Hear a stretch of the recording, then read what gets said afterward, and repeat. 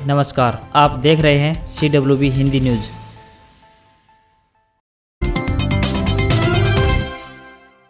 Corona महामारी के साथ साथ ग्लैंडर्स वायरस भी पांव पसार रहा है। बहादुरगढ़ के गांव बामडोली में भेजे गए खच्चरों और घोड़ों के सैंपल की रिपोर्ट आ गई है। दोनों में संक्रमण की पुष्टि हो गई है। संक्रमण को फैलने से रोकने के लिए पशुपालन विभाग ने सरकार से इन दोनों संक्रमितों को वैज्ञानिक तरीके से मारने की अनुमति मांगी है। अनुमति के बाद विभाग आगे की कार्रवाई करेगा। दरअसल इन दिनों घोड़ों की प्रजातियों वाले पशुओं में ग्लैंडर्स नाम का संक्रमण फैल रहा है। यह संक्रमण बेहद खतरनाक है। इसकी चपेट में आने से पशुओं की मौत होने की आशंका रहती है। संक्रमित पशुओं के संपर्क में आने से इंसान भी प्रभावित हो सकते हैं।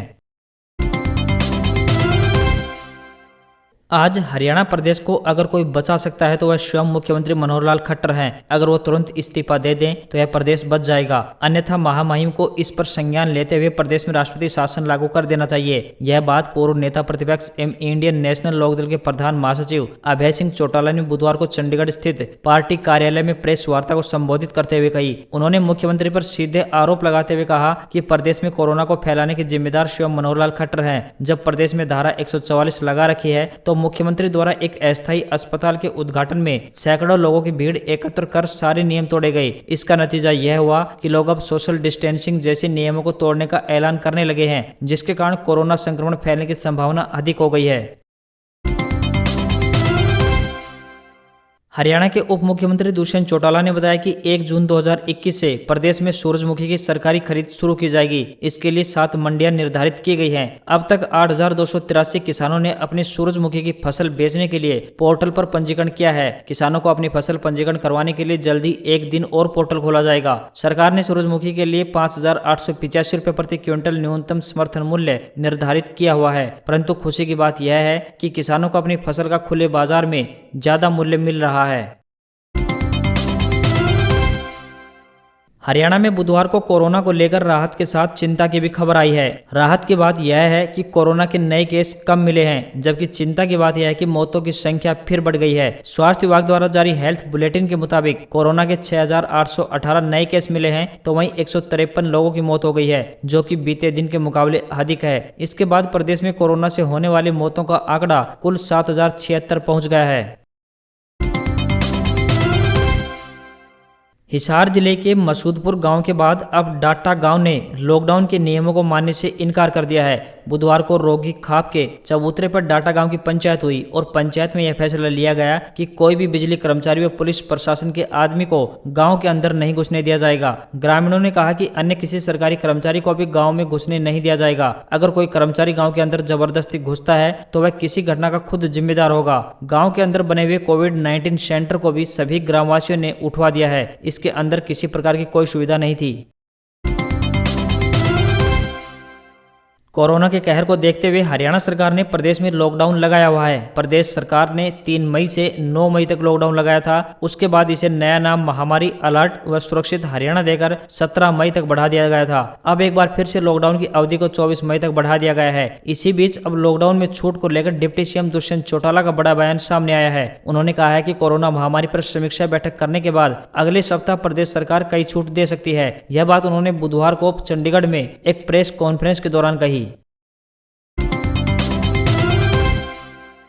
हरियाणा में सरकार ने लॉकडाउन को बढ़ाकर 24 मई तक कर दिया है ताकि कोरोना का कहर पूरी तरह से थम सके, लेकिन अब कुछ गांव ने इसके बहिष्कार का ऐलान शुरू कर दिया है। बीते कल जहां हिसार के एक गांव मसूदपुर और डाटा गांव ने पंचायत कर लॉकडाउन के बहिष्कार का ऐलान किया था, तो वहीं अभी जींद के गांव दनौदा के लोगों ने भी लॉकडाउन के नियमों का पालन न करने का फैसला लिया है। ग्रामीणों का कहना है कि आज के बाद से कोई लॉकडाउन का पालन नहीं करेंगे, गाँव में कोई मास्क नहीं लगाएगा और सभी दुकानों को भी खुलवा दिया गया है। उन्होंने कहा कि जब हरियाणा के मुख्यमंत्री ही कोरोना के नियमों का पालन नहीं करते हैं तो अब ऐसे में ग्रामीण भी कोरोना के नियमों का पालन नहीं करेंगे। ग्रामीणों ने कहा कि वह जिस तरह से पहले गांव में रहते थे उसी प्रकार से अब रहा करेंगे। वहीं इस पर कोरोना को लेकर बनाए गए नोडल अधिकारी पालेराम कटारिया ने बताया कि ग्रामीणों का ये कदम अब घातक सिद्ध हो सकता है। उन्होंने कहा कि कोरोना गाँव या व्यक्ति विशेष को देखकर नहीं आता है, इसलिए सतर्क रहने की जरूरत है। पालेराम कटारिया ने लोगों से अपील की है कि वे कोरोना गाइडलाइन का पालन अवश्य करें।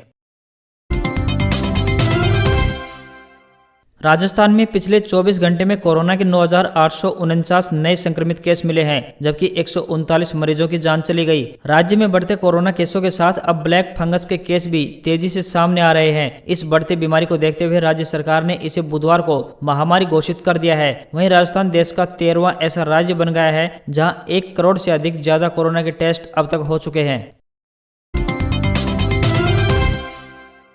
व्हाट्सएप की प्राइवेसी पॉलिसी को लेकर सरकार ने कड़ा रुख अख्तियार कर लिया है। सरकार ने कहा है कि इसे वापस लिया जाए। इसके लिए 7 दिन की नोटिस व्हाट्सएप को दी गई है। इलेक्ट्रॉनिक एवं आईटी मंत्रालय ने यह नोटिस दी है। यह दूसरी नोटिस मंत्रालय की तरफ से है। 18 मई को व्हाट्सएप को भेजे गए एक पत्र में मंत्रालय की ओर से कहा गया है कि व्हाट्सएप की नई प्राइवेट पॉलिसी भारतीय यूजर्स की निजता, डाटा सिक्योरिटी के अधिकार को खत्म करने वाली है। पत्र में कहा गया है कि करोड़ों भारतीय यूजर्स कम्युनिकेशन के लिए प्रमुख रूप से व्हाट्सएप पर निर्भर हैं। व्हाट्सएप की नई पॉलिसी को लागू करके कंपनी ने गैर जिम्मेदार होने का प्रमाण दिया है। मंत्रालय ने व्हाट्सएप से 7 दिनों के अंदर जवाब मांगा है और यह भी कहा है कि यदि संतोषजनक जवाब नहीं मिलता है तो व्हाट्सएप के खिलाफ कठोर कदम उठाए जा सकते हैं।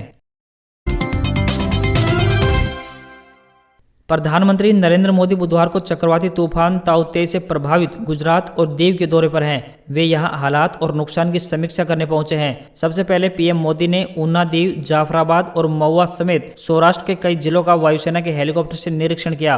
प्रधानमंत्री ने गुजरात के लिए 1,000 करोड़ रुपए की मदद का ऐलान किया। साथ ही देश भर में तूफान के कारण मरने वालों के परिवार को 2 लाख रुपए और घायलों को 50,000 रुपए मुआवजा भी दिया जाएगा। इस दौरे के बाद कहा कि केंद्र सरकार तूफान से प्रभावित सभी राज्यों के साथ संपर्क में है और उनके साथ काम कर रही है। इसके बाद वे राज्य के मुख्यमंत्री विजय रूपाणी और अन्य अधिकारियों के साथ अहमदाबाद में एक रिव्यू मीटिंग की। ताऊ-ते सोमवार की रात करीब 10:30 बजे सौराष्ट्र से टकराया था। इसके बाद तटीय इलाकों में लैंडफॉल की प्रक्रिया शुरू हुई, जो करीब 2.5 से 3 घंटे तक चली। तूफान के असर के चलते सौराष्ट्र के 21 जिलों की 84 तहसीलों में मूसलाधार बारिश शुरू हो गई थी। हालांकि अब कई जगह बारिश थम गई है। ऊना और गिर में विशालकाय वृक्षों, बिजली के खंभे और सोलर पैनल धराशायी हो गए हैं। कई मोबाइल टावर गिरने के चलते जाफराबाद के दर्जनों गांव से संपर्क टूट गया है।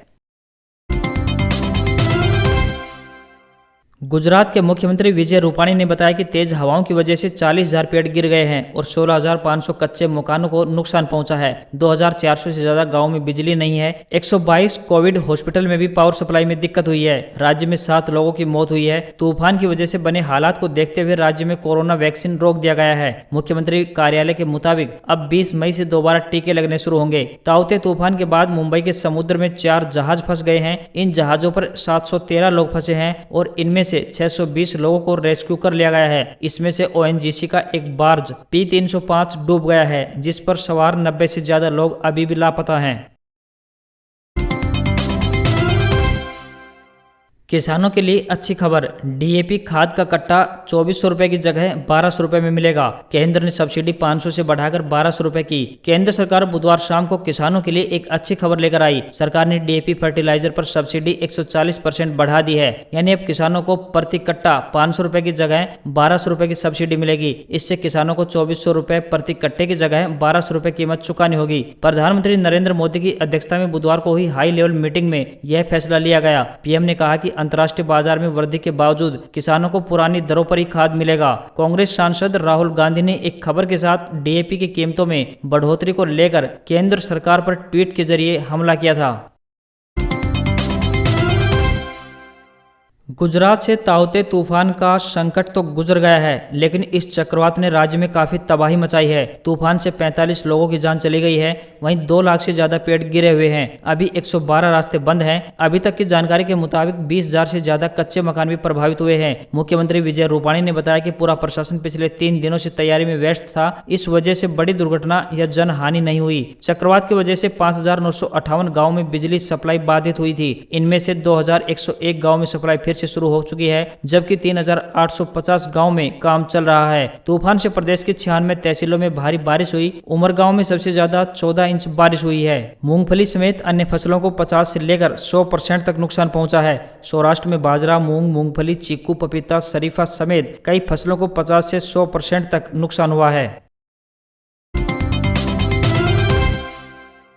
इजराइल और फिलिस्तीन की जंग शुरू हुए 10 दिन हो चुके हैं। यूएन सिक्योरिटी काउंसिल में एक हफ्ते में 3 बार इजराइल के पक्ष में वीटो करने वाला अमेरिका भी अब इजराइल को यह जंग रोकने की नसीहत देने लगा है। अमेरिकी राष्ट्रपति जो बाइडेन ने इजरायली प्रधानमंत्री बेंजामिन नेतन्याहू से फोन पर बातचीत की। इस दौरान उन्होंने नेतन्याहू से कहा कि वे सीजफायर यानी संघर्ष विराम के लिए जल्द और पुख्ता कदम उठाएं। सोमवार को एक इंटरव्यू में नेतन्याहू ने साफ कर दिया था कि उनका देश फिलिस्तीन और हमास, इजराइल इसे आतंकी संगठन बताता है, पर हमले बंद नहीं करेगा। नेतन्याहू ने कहा कि अब यह हमले तभी बंद होंगे जब हम हमास को शांत नहीं कर देते, क्योंकि इसके बिना अमन बहाली नामुमकिन है।